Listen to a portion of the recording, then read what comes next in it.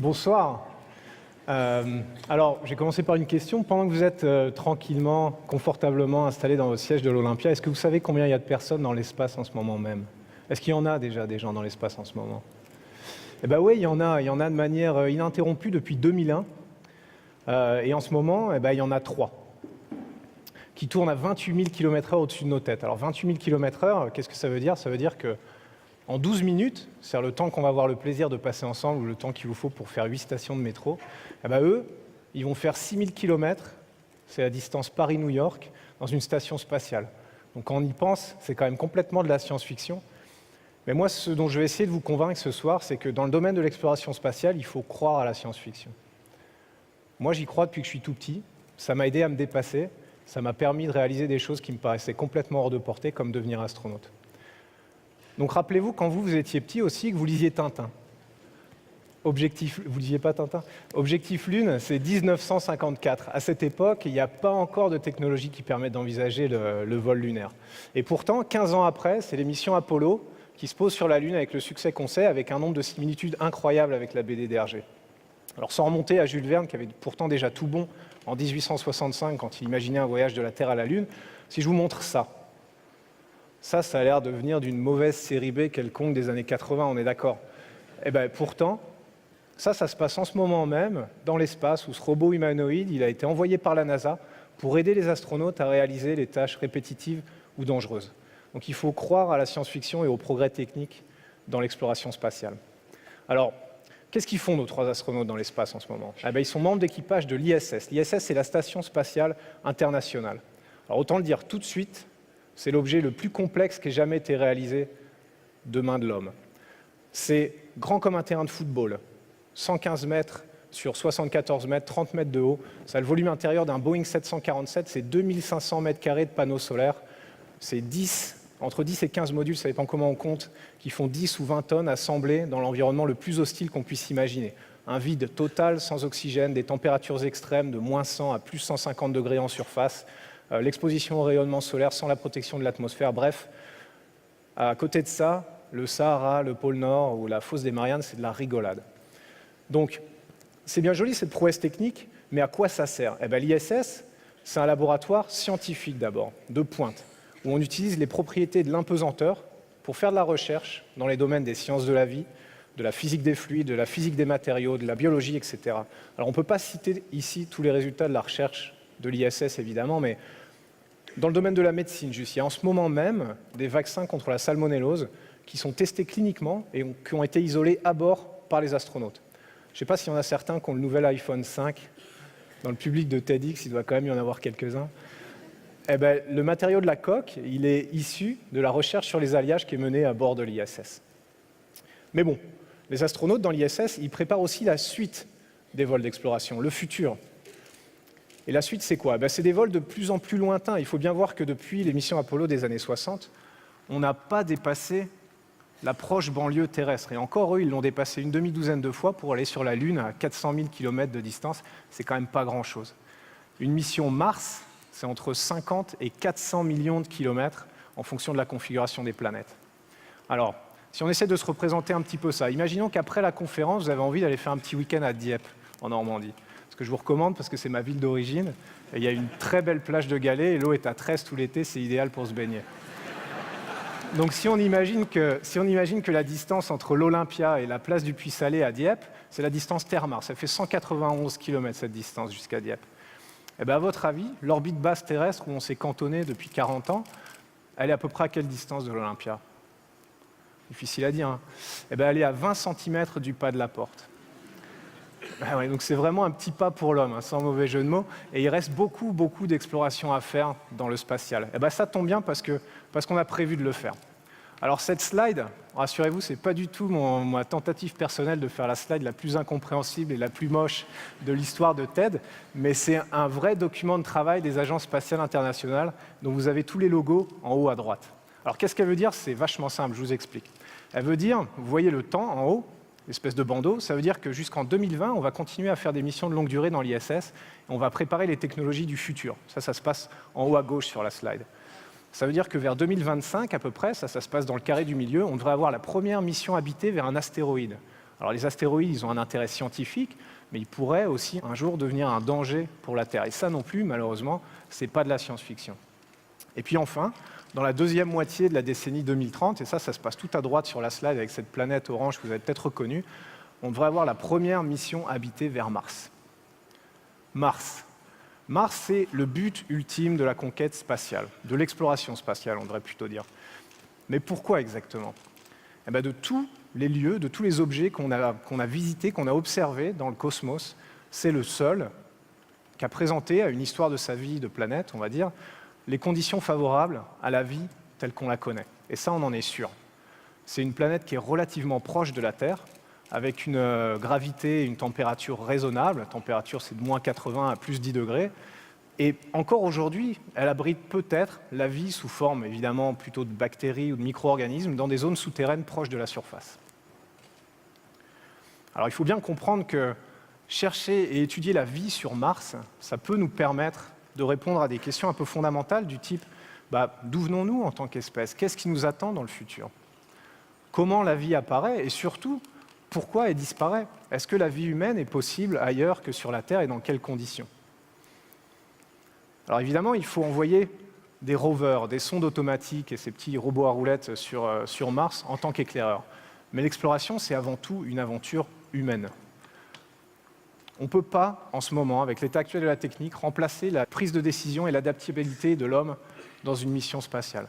Les astronautes de la mission Apollo 17, 1972, en 3 jours, ils ont exploré 36 km de la surface lunaire. Ils ont ramené 110 kg d'échantillons de roches qui ont été sélectionnés sur place pour leur intérêt scientifique par un astronaute géologue. La mission Curiosity, dont vous avez sans doute tous entendu parler, qui est une prouesse scientifique et technique, on est tous d'accord, pourtant, c'est 50 mètres d'autonomie par jour, c'est entre 5 et 20 km de déplacement en 2 ans, et c'est à peu près 70 échantillons de roches analysés sur la durée totale de la mission. Et puis il faut aussi envoyer des hommes dans l'espace, parce que les hommes, ils emmènent la civilisation avec eux. Alors vous me dites si je me trompe, mais c'est quand même pas la même chose de voir un homme marcher sur la Lune plutôt que d'y voir une sonde automatique. Surtout que l'homme, il va revenir, et il va vous raconter son histoire, et vous aurez tous l'impression d'y être allé avec lui. Alors quels sont les challenges, quels sont les problèmes qu'on va rencontrer, qui vont rencontrer nos 3 astronautes le jour où ils vont décider de mettre le cap sur Mars? D'abord, c'est un voyage très très long. On parle de à peu près 910 jours en ce moment pour une mission aller-retour sur Mars. Et ça pose des problèmes de santé. Ça pose des problèmes pour le système musculaire, pour le système osseux, pour le système cardiovasculaire. Et puis surtout, ça pose des problèmes psychologiques. C'est jamais arrivé encore de perdre la Terre de vue comme ça et puis de s'enfoncer dans le noir total de l'espace. On ne l'a pas fait encore. On ne sait pas ce qui se passera dans la tête des gens quand le seul paysage qu'ils auront dans leur hublot pendant des centaines de jours, c'est une espèce de vide complètement immobile. On ne sait pas encore le quantifier. On va aussi être soumis à des doses de rayonnement très importantes. Donc le rayonnement, on peut s'en protéger avec du blindage sur notre vaisseau spatial. Mais le blindage, c'est de la masse. Et la masse, c'est 2 problèmes. C'est d'abord, il faut la lancer depuis la Terre, ça coûte cher en énergie. C'est pour ça qu'on a des lanceurs lourds, des grosses fusées. Et puis aussi, il faut la faire se poser sur Mars. Et ça, c'est un peu compliqué aussi. Alors imaginons qu'on a fait tous ensemble le voyage aller vers Mars. Ça fait 1 an qu'on est ensemble. Et puis là, on va se mettre en descente vers Mars. On attache les ceintures et on y va. Alors on arrive à peu près à 22 000 km/h. À cette vitesse, on va commencer à frotter sur les couches de l'atmosphère de Mars, qui n'est pas très dense, mais quand même. Notre bouclier thermique s'échauffe à peu près 1600 degrés, ça nous ralentit. Ça nous ralentit jusqu'à 1500 km/h. Donc c'est bien, c'est beaucoup mieux, mais c'est encore beaucoup trop vite pour pouvoir se poser à la surface. Donc on n'a pas d'autre choix que sortir un parachute. Ce parachute, à une vitesse supersonique, il va nous provoquer un choc de 9G. 9G, c'est à peu près le maximum que peut encaisser un pilote de chasse entraîné dans son avion. Il nous ralentit jusqu'à 350 km/h. C'est bien, mais c'est encore trop vite. Donc pas d'autre solution, il faut finir avec des moteurs fusées. On descend comme ça jusqu'au sol, pas complètement jusqu'au sol malheureusement, parce que sinon ça soulèverait trop de poussière, l'atterrissage serait hasardeux. Donc on est obligé d'élitreiller la masse, la charge utile qu'on a envie de déposer sur la surface de Mars. Alors, ce scénario qui se passe à des millions de kilomètres de la Terre, il faut le rappeler, ça a l'air d'être de la science-fiction, on est tous d'accord. Et pourtant, vous l'avez tous vécu, vous l'avez peut-être même vu à la télévision, c'était le 6 août dernier, c'est l'atterrissage du rover Curiosity sur la surface. Sauf que la différence, c'est qu'une mission habitée vers Mars, ce n'est pas exactement le même poids. Pour la vie sur place et ramener les astronautes, il faut qu'on pose à peu près 80 tonnes sur Mars, alors que le rover Curiosity, c'est 900 kilos. Donc on ne sait pas faire une mission vers Mars? Eh ben non. Pour l'instant, on ne sait pas faire. Mais presque. parce qu'on sent bien que toute la technologie converge petit à petit, notamment la propulsion. Si on arrive à voler beaucoup, beaucoup plus vite, eh bien on raccourcit la durée de la mission de moitié. On est toujours soumis aux radiations, mais pendant un temps plus court, du coup pas besoin de blindage. On a besoin de moins de ravitaillement pour les astronautes également. Donc tout ça, en plus de préserver leur santé, notre santé, eh bien, ça résout le problème du lancement et de l'atterrissage. Donc on sent bien que tout ça converge en ce moment. Et alors évidemment, moi, mon rêve, ce serait d'aller vers Mars un jour. Je fais partie aujourd'hui des quelques candidats au voyage. Mais même si je ne devais pas faire partie de l'équipage, eh bien, je vais vous faire une promesse. La plupart d'entre vous, enfin moins les 85 qui ne verront pas 2030,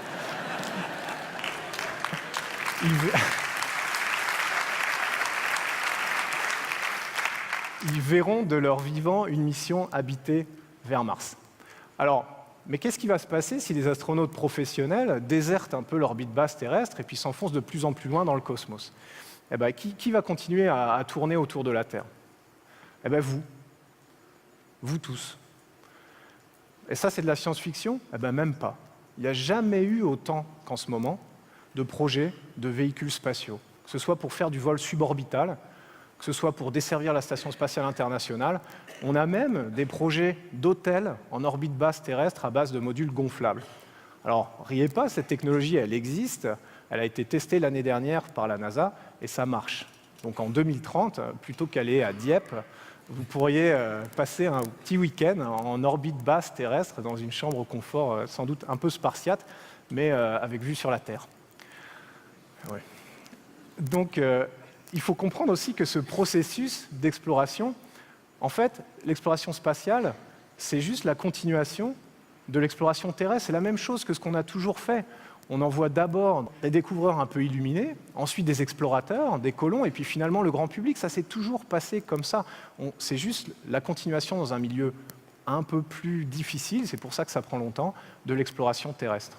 C'est pas pour rien d'ailleurs qu'on a appelé le laboratoire européen de la Station spatiale internationale Columbus, comme Christophe Colomb, il n'y a pas de hasard.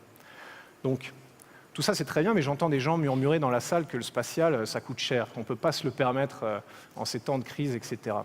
Alors vraiment, ça coûte cher le spatial? Bah, écoutez, même s'il y a sans doute beaucoup de gens qui sont venus en Vélib ou qu'on leur passe Navigo, il doit bien quand même s'en trouver certains qui achètent de temps en temps un ticket de métro à l'unité. Eh ben, pensez-y, la prochaine fois que vous le ferez, vous allez dépenser en une fois l'équivalent de votre contribution annuelle pour les vols habités européens. Tout ce qui permet aux astronautes européens d'aller préparer le futur pour vous dans la Station spatiale internationale. Si jamais vous achetez un carnet de 10 tickets, alors là, c'est carrément toute l'agence spatiale européenne avec les lanceurs, la fusée Ariane, les satellites de navigation, les satellites de météo, les satellites de télécommunication que vous utilisez tous les jours, que vous allez subventionner pour un an. Faut rappeler que le programme Apollo, en 10 ans, c'est 156 milliards de dollars à peu près, avec les retombées technologiques et sociétales aussi qu'on connaît. La guerre en Irak et en Afghanistan, malheureusement, elle a déjà coûté sur la même durée à peu près 1200 milliards de dollars aux contribuables américains. C'est d'ailleurs amusant de noter qu'une activité issue de la guerre froide, comme l'exploration spatiale, aujourd'hui, elle réunit les États, comme des États aussi différents que la Russie, les États-Unis, le Japon, l'Europe et demain la Chine, dans une coopération tellement forte qu'elle supprime toute possibilité d'antagonisme. Alors, puisqu'arrive l'heure de se quitter et qu'on parle de toutes ces nationalités qu'ont fait le spatial, il est 19h16. Nos 3 astronautes ont fait depuis tout à l'heure 6000 km. Ils sont passés au-dessus de Paris ce matin. Il est temps maintenant de vous les présenter peut-être un peu plus. Le commandant de la Station spatiale internationale, c'est Sonita Williams, une astronaute américaine d'origine indienne. Elle est accompagnée de Aki Oshide, un astronaute japonais, et de Yuri Malenchenko, cosmonaute russe. Ils ont eu la gentillesse de prendre 5 minutes de leur temps ce matin pour m'envoyer une photo pour vous saluer depuis la Station spatiale internationale.